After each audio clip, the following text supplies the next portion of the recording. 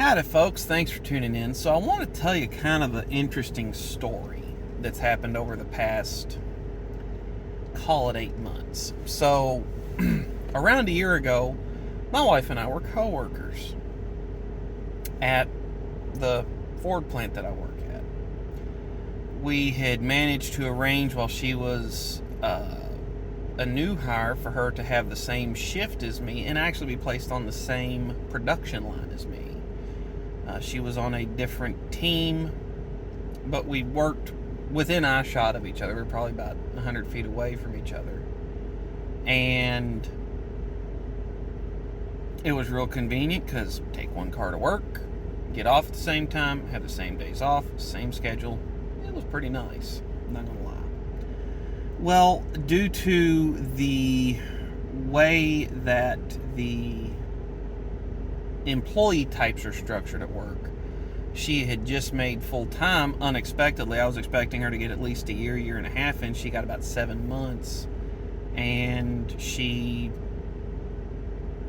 had to quit because she was going to get put on night shift. And her and I have worked, one on nights, one on days, and that is just no good for all kinds of reasons.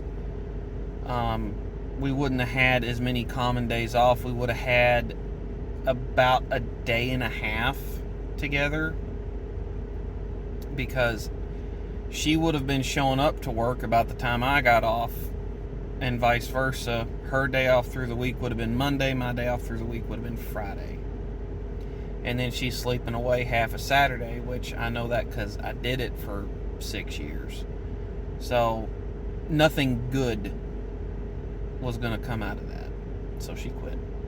She went to a trade school and got a certificate in MIG welding. Got certified and all that, and she got a job coming out of trade school.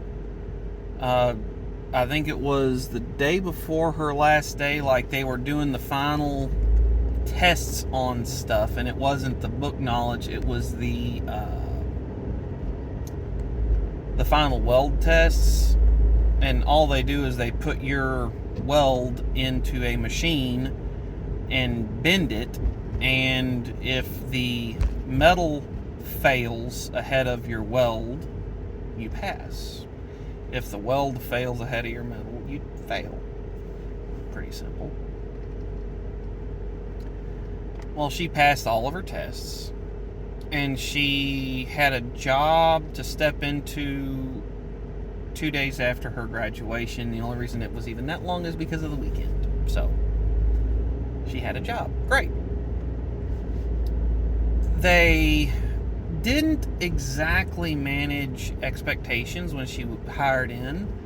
The company had been bought out by a bigger company that's located up in Canada, and they had rented a new warehouse for them to work in, all sorts of stuff like that. Nothing bad. The downside is they didn't have a moving crew. The employees were the movers, and so the first 2 weeks she was there, they were clearing out the old warehouse that they were in from everything that they had owned and were using there to move into the new shop. Kind of crappy of them to not manage expectations, but she's an employee. She's getting paid decent money to throw crap in a U-Haul van, so nothing to complain about. She's been with the company now about 6 months and loves the work, but has very rapidly grown to hate the environment. The supervision structure there, since they have been taken over, doesn't seem to be very clearly defined or empowered locally. Like I said, the parent company, the headquarters, is in Canada, and you've got the manager of this branch who used to be the owner of the original company that got bought up into the larger parent company. And you've got a supervisor that's on the floor. And the manager, he's in charge of like ordering raw materials to build stuff for the fab shop, ordering small parts and pieces that aren't welded but installed on the finished product, things like that. You've got a floor supervisor, and then there's kind of two teams. There's the fab team, which consists of a guy that cuts the bare metal into parts to be welded or fitted together. There's a team of welders that weld the raw parts together, and then there's a final assembly area where they powder coat and where they will assemble the parts into their final function. It's industrial tables, essentially. Well, the manager and supervisor allow all sorts of conduct that is just unprofessional in the workplace when it comes to work ethic. Now, I understand that there are very few people that go to work and are instantly excited about being there. Very few jobs are adventure or fun. It's something you do because you need food to live, and money buys food. It's the same for my job. I take advantage of it, and I listen to a lot of news podcasts. I listen to a lot of other types of podcasts. I listen to audiobooks, things of that nature. Take advantage of it. Keep the mind engaged, doing something different. She does the same at her work. But right now, due to the time of year and when things typically happen in this specific job market, they are running a little slower. And there's not a, hey, look, if everybody pitches in, we get, the work knocked out early, we can sit around and play, Cards Against Humanity or whatever. There's none of that happening. You've got people that are, volunteering to go in and get the work for the day done outside of their area even. And you've got other people that are, sitting on their hands doing nothing. And then you've got other people that even when there was work to be done, that kind of attitude was tolerated, where they weren't putting in their fair share of work for the day, but getting paid the same as everybody else. And this manager who lets his employees steamroll him has got my wife. She has another interview lined up. It was a tele-interview. It fell through today because her and the person that was interviewing her kept playing phone tag. But they've got another one scheduled for tomorrow.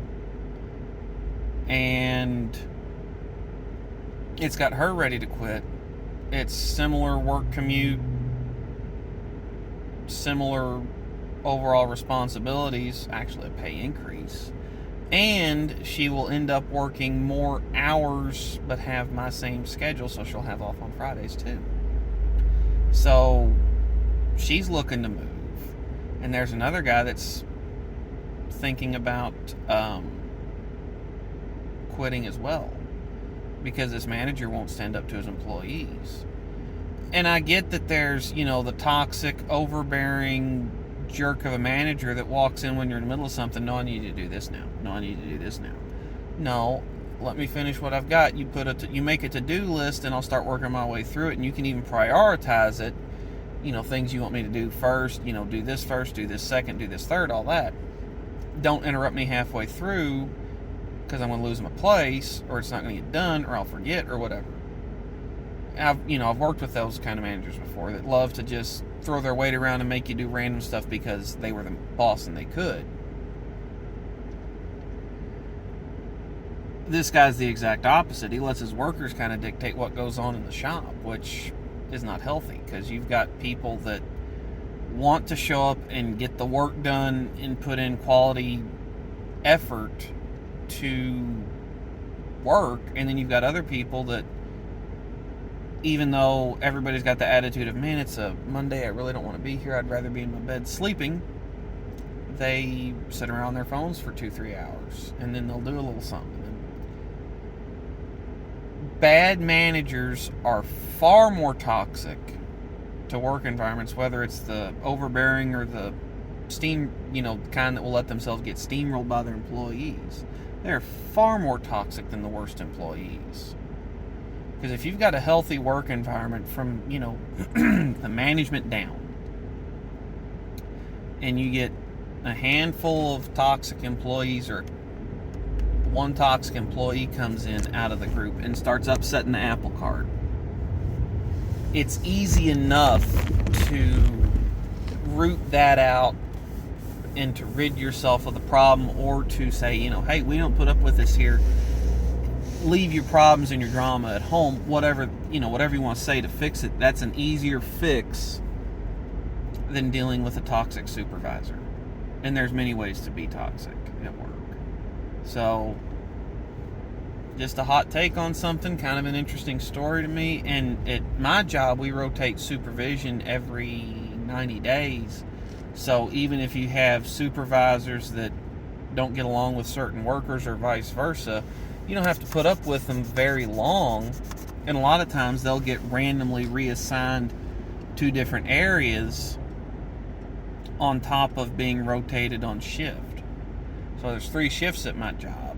So if there's a real jerk supervisor in the area, I only have to put up with him for 3 months, and then I lose him for 6 because he's on the other 2 shifts. And then after a couple of years, now he's over in this department, or he's over on this line. And so I don't have to see him for a long time, and then he'll rotate back in. People that you're stuck with every day, there has to be a certain level of professional behavior and willingness to tolerate the differences, and willingness to, put in equal effort and respect. That's not happening here. And the company she works for is small, or at least this branch of this division of it is. They are about to lose a worker that shows up, goes above and beyond what was on the job description and contract that she signed. And it sounds like there's one that's tempted to jump ship with her. So,